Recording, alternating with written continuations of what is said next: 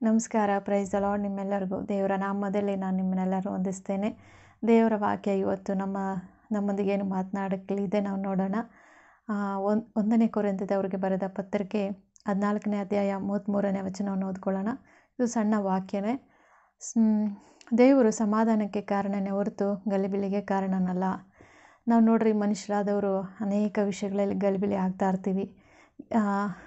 ಒಂದು ಸಮಾಧಾನವಾಗಿ ನಾವು ಇರುವುದಿಲ್ಲ. ಆದರೆ ನಮಗೆ ಸತ್ಯವೇದದಲ್ಲಿ ನಾವು ನೋಡ್ತೇವೆ, ದೇವರು ಸಮಾಧಾನದ ಪ್ರಭುವಾಗಿದ್ದಾರೆ, ಸಮಾಧಾನಕ್ಕೆ ಕಾರಣನಾಗಿದ್ದಾರೆ. ಆತನು ಎಲ್ಲಿಗೂ ಗಲಿಮಲಿ ಮಾಡ್ಕೊಳೋದಿಲ್ಲ. ನಮ್ಮ ಹಾಗೆ ನಾವು ನೋಡ್ತೇವೆ, ಒಬ್ಬನು ಬಂದು ದೇವ್ರ ಹತ್ರ ತೆರಿಗೆ ಕಟ್ಟಬೇಕಾ ಕಟ್ಟಬಾರ್ದ ಅಂತ ಹೇಳಿದಾಗ ಅವ್ರಿಗೆ ಅದೊಂದು ಗಲಿಬಿಲಿ. ಅದಕ್ಕೆ ಆನ್ಸರ್ ಸಿಕ್ಕದೇ ಇದ್ದಾಗ ದೇವ್ರ ಹತ್ರ ಬಂದು ಕೇಳ್ತಾರೆ. ಆ ದೇವರು ಅದಕ್ಕೆ ಸ್ಪಷ್ಟವಾಗಿ ಉತ್ತರ ಕೊಡೋದನ್ನು ನಾವು ನೋಡ್ತೇವೆ.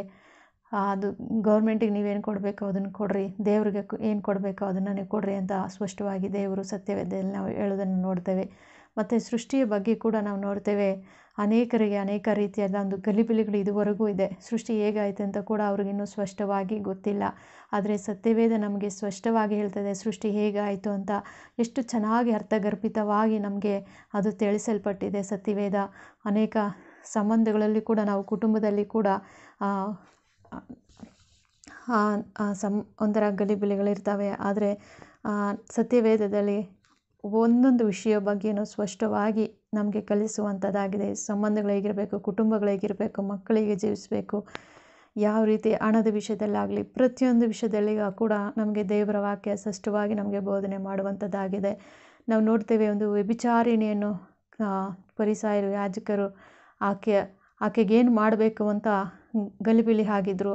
ಅವ್ರಿಗೇನು ತೋಚದೇ ಇದ್ದಾಗ ಆಕೆಯನ್ನು ಮೋಶೆಯ ಧರ್ಮಶಾಸ್ತ್ರದಲ್ಲಿ ಹೇಳಿರೋ ಪ್ರಕಾರ ಆ ರೀತಿ ಮಾಡಿದವ್ರಿಗೆ ಕಲ್ಲೆಸೆದು ಕೊಲ್ಲಬೇಕೆಂದು ಅವರು ನಿರ್ಧರಿಸ್ಕೊಂಡು ಆಕೆಯನ್ನು ಅಟ್ಟಿಸ್ಕೊಂಡು ಬಂದು ದೇವ್ರ ಹತ್ರ ನ್ಯಾಯನ ಕೇಳ್ತಾರೆ. ಏನು ಮಾಡಬೇಕು ಆಕೆಯನ್ನು ಅಂತ ಕೇಳಿದಾಗ ದೇವರು ಗಲಿಬಿಲಿ ಮಾಡ್ಕೊಳ್ಲಿಲ್ಲ, ಟೆನ್ಷನ್ ಮಾಡ್ಕೊಳ್ಲಿಲ್ಲ, ಅದನ್ನು ಸಮಾಧಾನವಾಗಿ ಉತ್ತರ ಕೊಟ್ಟಿದ್ದನ್ನು ನಾವು ನೋಡ್ತೇವೆ. ಹಾಗಾಗಿ ದೇವರು ಗಲಿಬಿಲಿಗೆ ಕಾರಣನಲ್ಲ. ನಿಮ್ಮಲ್ಲಿ ಕೂಡ ಯಾವುದೇ ಒಂದು ಗಲಿಬಿಲಿ ಬೇಡ. ನೀವು ನಂಬಿದ ದೇವರು ನಿಮ್ಮಲ್ಲಿ ಗಲಿಬಿಲಿ ಇಲ್ದಿರೋ ಹಾಗೆ ಮಾಡಲಿ. ಸೊ ನಮ್ಮನ್ನು ಕೂಡ ಯಾವುದೇ ಒಂದು ವಿಷಯದಲ್ಲಿ ನಾವು ಗಲಿಬಿಲಿ ಆಗೋದು ಬೇಡ. ನಾವು ಗಲಿಬಿಲಿ ಆಗೋದಾದರೆ ಆ ಸಮಯದಲ್ಲಿ ನಾವು ದೇವ್ರ ಹತ್ರ ಪ್ರಾರ್ಥನೆ ಮಾಡೋಣ. ಅದಕ್ಕೆ ದೇವರು ಉತ್ತರ ಸಮಾಧಾನವಾಗಿ ನಮಗೆ ಕೊಡುವ ಆತನಾಗಿದ್ದಾನೆ. ಆತನು ಸಮಾಧಾನದ ಪ್ರಭು, ಸಮಾಧಾನದ ಕರ್ತನು ಆಗಿದ್ದಾನೆ. ಸಮಾಧಾನದ ಪ್ರಭುವನ್ನು ನಾವು ನಂಬಿದ ಮೇಲೆ ನಾವು ಸಮಾಧಾನವಾಗಿ ಜೀವಿಸೋದನ್ನು ಕಲಿಯೋಣ. ನಮಗೆ ಗೊತ್ತಿಲ್ವಾ, ಅರ್ಥ ಆಗಿಲ್ವಾ, ನಾವು ಗಲಿಬಿಲಿ ಮಾಡೋದು ಬೇಡ. ನಾವು ಅದನ್ನು ಸಮಾಧಾನವಾಗಿ ಕೇಳಿ ತಿಳ್ಕೊಳ್ಳೋಣ. ದೇವ್ರು ನಮಗೆ ಸಹಾಯ ಮಾಡ್ತಾನೆ. ಹಾಗಾಗಿ ದೇವರು ಸಮಾಧಾನಕ್ಕೆ ಕಾರಣನೇ ಹೊರತು ಗಲಿಬಿಲಿ ಕಾರಣನಲ್ಲ. ಅನೇಕ ನಾವು ಚರ್ಚ್ಗಳಲ್ಲಿ ನೋಡ್ತೇವೆ, ಗಲಿಬಿಲಿ ಮಾಡಿಕೊಂಡು ತುಂಬ ಸೌಂಡ್ ಮಾಡಿಕೊಂಡು ಮಾಡ್ತಾರೆ. ಗಲಿಬಿಲಿ ಥರ ಇರುತ್ತೆ, ಅರ್ಥನೇ ಆಗೋದಿಲ್ಲ. ಆದರೆ ತಿರುಗಿ ನಾವು ನೋಡ್ತೇವೆ, ವಾಕ್ಯ ಹೇಳ್ಕೊಂಡೇ ಇಲ್ಲ ಹಾಡಾಡ್ಕೊಂಡೇ ಮತ್ತೊಬ್ಬರನ್ನ ಬೈತಾ ಇರೋದು, ಮತ್ತೊಂದು ಕಡೆ ಒಂದು ಟೆನ್ಷನ್ ಇರೋದು, ಹಾಗೆಲ್ಲ ಇರ್ತದೆ. ಆದ್ದರಿಂದ ದೇವರನ್ನು ಆರಾಧಿಸುವಾಗಲೂ ಕೂಡ ನಮಗೆ ಗಲಿಬಿಲಿ ಇರಬಾರ್ದು. ದೇವರ ಸನ್ನಿಧಾನದಲ್ಲಿ ಇರುವಾಗ ನಾವು ಸಮಾಧಾನವಾಗಿ ದೇವರನ್ನು ಆರಾಧಿಸಬೇಕು.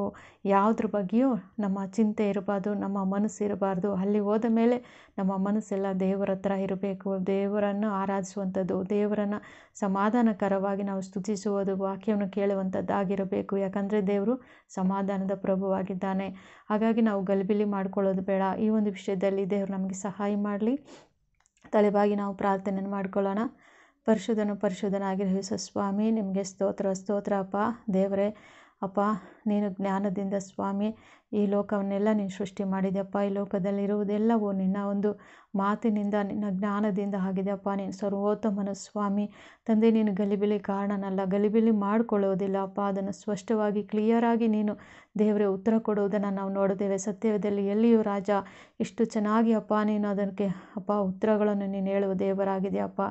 ಕರ್ತನೆ, ಆ ಒಂದು ರೀತಿಯಲ್ಲಿ ಅಪ್ಪ ನಮ್ಮೊಬ್ಬೊಬ್ಬರು ನಡೆಸಿರಿ. ನಮ್ಮ ಜೀವಿತಗಳಲ್ಲಿರುವ ಎಲ್ಲ ಗಲಿಬಿಲಿಗಳನ್ನು ತೆಗೆದುಹಾಕಿರಿ ಅಪ್ಪ. ನೀನು ಯಾರು ಜೀವಿತದಲ್ಲಿ ಇರ್ತೀಯೋ ಅವರ ಜೀವಿತ ಸಮಾಧಾನವಾಗಿರುತ್ತೆ ಸ್ವಾಮಿ. ದೇವ, ನೀನು ಒಂದೊಂದು ಕುಟುಂಬದಲ್ಲಿ ನೀವು ಬರಬೇಕಾಗಿ ಸ್ವಾಮಿ, ನಿನ್ನ ಸಮಾಧಾನವನ್ನು ಕೊಡಬೇಕಾಗಿ ನಾನು ಬೇಡ್ಕೊಳ್ತೇನೆ ತಂದೆ. ಇದನ್ನು ನೋಡೋರನ್ನು ಕೂಡ ಸಮಾಧಾನದಲ್ಲಿ ನಡೆಸಿರಿ ಅಪ್ಪ. ಅವ್ರಿಗಿರುವ ಎಲ್ಲ ಗಲಿಬಿಲಿಗಳಿಂದ ತೆಗೆದಾಕರಿ ಅಪ್ಪ. ನನ್ನ ದೇವರು ಸಮಾಧಾನದ ಪ್ರಭುವಾಗಿದ್ದಾನೆ. ಆತನು ಗಲಿಬಿಲಿ ಕಾರಣನಲ್ಲ. ನಾವು ಕೂಡ ಗಲಿಬಿಲಿ ಮಾಡ್ಕೊಳ್ಳೋದು ಬೇಡ. ದೇವರ ಹಾಗೆ ನಾವು ಸಮಾಧಾನದಿಂದ ಜೀವಿಸೋದನ್ನು ಕಲಿಯೋಣ ಅಂತ ಅವರು ತಿಳ್ಕೊಳ್ಳಲಿ ಸ್ವಾಮಿ. ಸ್ತೋತ್ರ ಸ್ತೋತ್ರ ಅಪ್ಪ. ಅಪ್ಪ, ನೀನಾಗಿ ಮಾಡೋದಕ್ಕಾಗಿ ಸ್ತೋತ್ರ. ಎಲ್ಲವನ್ನು ನಿನ್ನ ಕೈಲೊಪ್ಪಿಸ್ತೇವೆ ಸ್ವಾಮಿ. ಈ ಪ್ರಾರ್ಥನೆಯನ್ನು ಕೇಳಿದಕ್ಕಾಗಿ ನಿಮಗೆ ಅನಂತ ಸ್ತೋತ್ರ. ಎಲ್ಲ ಸ್ತುತಿ ಸ್ತೋತ್ರ ಘನ ಮಾನ ಮಹಿಮೆ ನೀನೊಬ್ಬನಿಗೆ ಸಲ್ಲಿಸ್ತಾ ಯೇಸುವಿನ ಮುದ್ದಾದ ನಾಮದಲ್ಲಿ ಈ ಪ್ರಾರ್ಥನೆಯನ್ನು ಬೇಡಿದ್ದೇನೆ ತಂದೆ, ಆಮೇನ್. God bless you all. Thank you.